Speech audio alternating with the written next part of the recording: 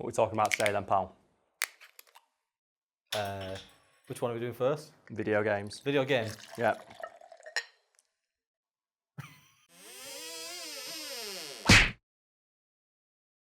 So as per usual, Mon Frere, would you like to give the audience at home an explanation of what today's video will be all about? Can I get an explanation of what mon frère actually means? My friend in French. I thought friend in French was ami. It means something else then. I just say Mon Frere, I heard someone say it in a TV show once. Fair enough.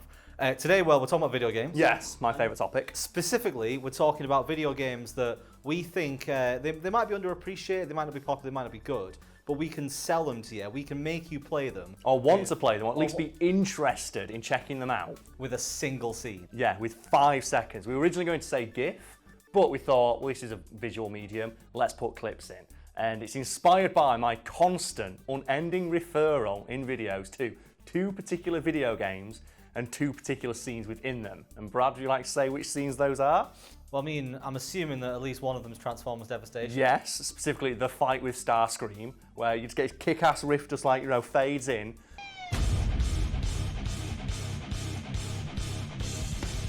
And that shit just gets me hype every time. And the second is Metal Gear Revengeance. I thought where you suplex a giant robot spider and then fist fight a senator on top of it. A clip of which we're playing now, featuring myself, Brad, and a random third person who happens to be in the office that day. And it's up to Nisha whether she covers up my face. Yeah, there we go. Fucking suplex that half as well. Someone works that way. Right, so Brad, would you like to kick us off with your choice of video game that you can sell to the lovely people at home with a single clip? I'm going to start off with a PS3 game, which I'm going to be honest, isn't very good. Okay. But it's called Viking Battle for Asgard. The fuck is Viking Battle for Asgard when it is at home? So as much of the plot as I remember is, you play as a Viking called Scarin. No shit. A Viking? Yeah, a Viking. He's called Scarin. And I think he dies and gets resurrected by Hela, and then you're basically just set loose. But the reason that I like it is because the combat is, I've got to be honest, it's repetitive. But you're not selling this game so far. But every finisher is awesome because the character carries a sword and an axe. Oh yeah. So if that's Skyrim tech. So as you can imagine, every single attack ends with limbs or body parts flying everywhere. Okay. So obviously, Nisha, if you're gonna find some clips for this, you can basically just find any gameplay at all, and whenever the little finisher button comes up, I think it's X on the controller, and you press that, and he just either cuts them in half, or he swings them both down and cuts their arms off, or he spins around and cuts their head off.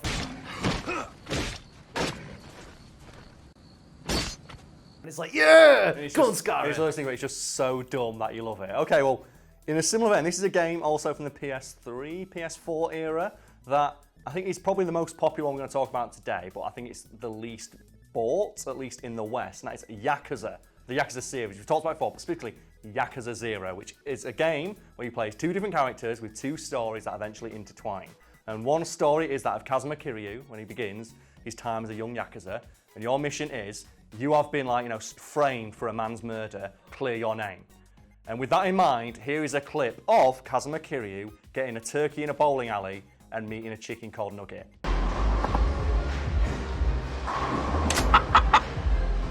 A chicken, I would like to point out, becomes a financial advisor for your real estate company in a side story called Money Island. If somebody had said to me, Brad, do you want to play this video game? What takes place is that you're basically trying to avenge being framed for a murder. Yeah, clear your name. Yeah, clear your name for a murder, and then suddenly you're winning a chicken in a bowling alley. That then becomes a financial advisor for your real estate company. Did you say it has stats? Yeah, it has stats. It's got 3 financial savvy.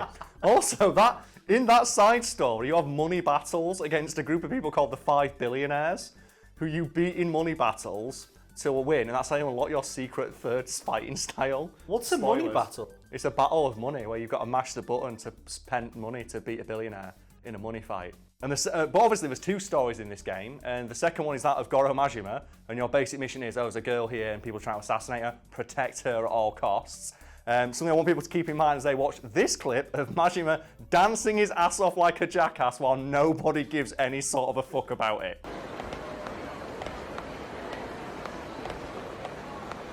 I showed you this clip earlier, didn't I, Brad? And you were like, what the fuck is going on? I said, yeah, This is something people always post on Twitter, just saying like, oh, when no one likes your fire tweet. And it's just a guy that's absolutely fucking dancing his ass off and just no one gives a fuck. Because until you told me what it was, which you're not going to say, 'cause We're it's not funny. gonna go play the game and find out for yourself, because that side mission is amazing. Until you mentioned it, I was like, what's happening? Why is this guy in this, like, what I assumed was a serious, like, mafia-style game? The game is very serious, but its side stories are not, and they are amazing. And I'm not going to spoil it for anyone, but I played Yakuza 6 recently, and there is a side mission that involves pirate ghosts. Don't you now want to play every game in this series, potentially on stream with me?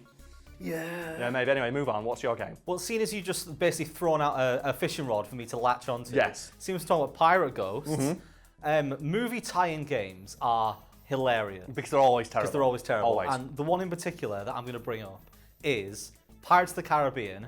I think it's called something about Jack Sparrow. Jack Sparrow's Revenge, is it? Maybe. I think I remember seeing that PS2 game on a shelf once. It's definitely got Jack Sparrow on the title. Okay. Anyway, so you can play as either Jack Sparrow or Will Turner, or play with a friend and play as both. Oh my god, that sounds great. And the reason why it's so funny is because it's clunky as hell. The combat doesn't really work properly. Okay. You can do like Again, backflips you're really constantly. selling this game. But Okay. whenever Will Turner does like a triple combo, I think it's a triple combo, he ends it by doing a sex thrust. And I know you're a fan of sex thrusts in game. Of course, always. He basically thrusts forward and swings both his arms backwards, like splaying out, like he just performed some kind of dance move.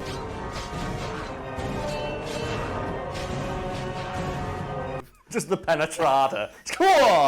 Just straight across the battlefield. And I didn't get past level 1, but every move was that move. Okay. And obviously when you get to a point where you can't do that move, like if you have to do like a jumpy platformy bit, it's just not fun anymore. Yeah. Why don't you try and do that across the platform? Just Just sex us through the world. Oh my god. Well, you've thrown one out there. You've said like cool, awesome moves in a PS2 era video game. How about a spicy move in the game Total Overdose, which is a Grand Theft Auto clone. It's from that era when everybody was trying to make a Grand Theft Auto game. And obviously, people know about True Crime Streets of LA and True Crime Streets of New York and Mafia. And I think there's a Saints Row, Godfather game. No fucker knows about Total Overdose, which is a game where you play as the identical twin brother of a policeman who was killed or some shit like that, but you are his criminal brother. That's something you have to make another model. Yeah, something like that. His criminal brother who fights exclusively using spicy moves. And what are spicy moves? I see you wanted to ask, Brad. Well, spicy moves are special combat moves that give you extra damage and points, basically turning this into a Tony Hawk's game where you are chaining together tricks, like essentially, while shooting people in the head as like Latin-infused music plays in the background, and your guy is going, spicy move. It's just so good. Spicy move! And I've got it on my PS2, and every now and again I'll just bust it out so I can do some goddamn fucking spicy moves. This game was Sleeping Dogs before Sleeping Dogs came out. So I've laid down a gauntlet that instead of having infinity stones in it, just says spicy move in massive letters. So what are you going to do to challenge that? Well, I'm going to challenge you with, I'm assuming you've seen Nightmare Before Christmas. Yes, once or twice. But did you know there's a sequel? No? It's a PS2 game, and it's called Nightmare Before Christmas, Oogie's Revenge. And in this game, obviously, you have to fight through like these legions of bad guys. Yes. In order to fight like the main villains. You fight like the three trick-or-treaters, you fight Oogie Boogie, you fight Finkelstein. Okay. And obviously the game's got music in it, because the original film did. So when you fight the bad guys, you have to do dance-offs. And what you do is collect like musical notes and attack them with the musical note. Okay, so you fight them with the power of music. Okay, Dude, I'm but- liking this so far. But the one thing you might be wondering is Finkelstein didn't have a song. He didn't have a song No, in he the didn't film. now. So you know what they did? They wrote a new song No. so that you could dance off with Dr. Finkelstein. So they wrote new original music for this game. That's Yeah. fucking... I want to play this game now. This town has changed since you've been away. Is this the one as well, where it has like Devil May Cry style combat? That's actually not that bad. Yeah, you get like the soul robber, and every time you... Soul Robber. It's this gooey thing on your arm, and I think we have talked about it in a video before. Soul Robber. That's a weapon Kratos uses in one of the God of War games, like the Chains of Athena. It basically looks like flubber. It's attached to your arm, and you throw it at things, and it deals damage. The Soul Robber. But you can get like massive combos. I've heard that it's one of those shitty Devil May Cry-esque games that's actually got half decent combat. And speaking of which, I want to bring up the game Ghost Rider, again for the PS2, which is another Devil May Cry style, like, hack and slash stylish action game where you play as Ghost Rider, and it's based on, so it's a movie tie-in game, this is a combination of both, the Nick Cage movie, but they didn't get the rights to Nick Cage's likeness.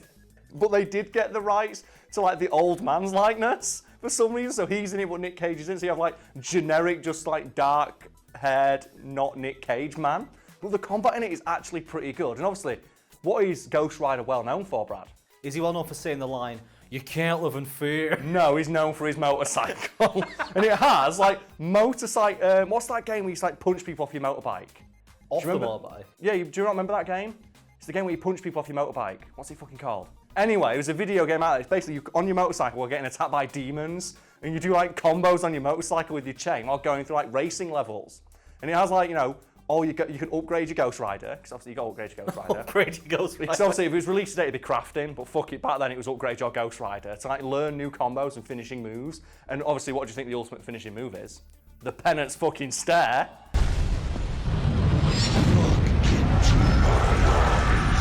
And you can do the penance stare, and it looks better than it does in Marvel Infinite. So have you ever heard about like this? Because I just want to do this, I want to shit on Marvel Infinite just a little bit because it's a terrible game. No, But Ultimate Marvel vs. Capcom 3, one of my favourite fighting games of all time, it looks fucking phenomenal. It's a comic book come to life. Marvel Infinite is not. And what they did is they gave Ghost Rider no frames of animation during the penance stare. So he just grabs them and his model just shifts in front of yours and you take damage. Look into my eyes.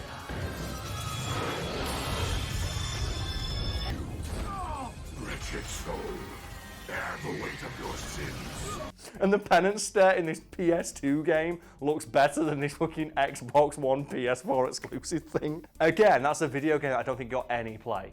In which case, let's end on a good game, and that is Hulk Ultimate fucking Destruction. Which is not the title, take the fucking out. I don't know, I said that. I get excited when I talk about Hulk Ultimate Destruction. Because it's so fun. Because it was made by Radical, who made the prototype games, which people might be more familiar with. And ironically, the Hulk Ultimate Destruction is like a prototype test run of the gameplay mechanics featured in Prototype, because in Prototype it's all like you can run up walls and jump super far and like punch tanks and grapple helicopters.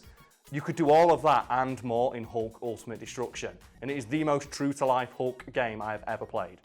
Because like, when you play a Hulk game, what do you want to do, Brad? Smash. Yes, but like, what do you want to do from like the films that you've seen? Like, what moments from the film do you want to recreate? You want to like do the car fists, don't you? Yeah, you want a car fist. You want to be able to scramble up buildings, leap off them, and grab things. Yeah, you want to do like the triple jump from like Ang Lee's Hulk. It's like the hop, skip, and where the fuck do you go? Yeah. You want to like grapple helicopters. You can do all of that. Plus, there are loads of really fun mini games, such as golf, where you just like you hit a giant golf ball with like a derrick from an oil rig. You have like a bowling game where you use a giant burger that you crush into like, you know, from the top of a fast food restaurant into a ball and then roll it through traffic. You have a baseball game where they drop people out of helicopters and you hit them with a big stick. And then you have a gliding game, and this is the clip I'm going to use to sell this game to people at home, where, because obviously the Hulk can't fly, so to glide to the location you have to do, he holds a giant inflatable gorilla and uses that as a hang glider and glides towards his final location. Go and just ride down Gory Cop until you reach salvation. And if there are people out there watching this who don't want to play a video game where you can fly through the air as the Hulk by grabbing onto a giant inflatable gorilla, being constantly shot at by helicopters that you can at any point pile drive into the ground, I don't know why you're a fan of this channel, because that shit sounds amazing. And finally, to bring back the idea of Tony Hawk style combos, you can kick the top off a bus and surf around on it like a skateboard and do tricks and grinds. Sold. Yes, fucking sold. Buy these video games or just watch gameplay of them on YouTube, they're all fun.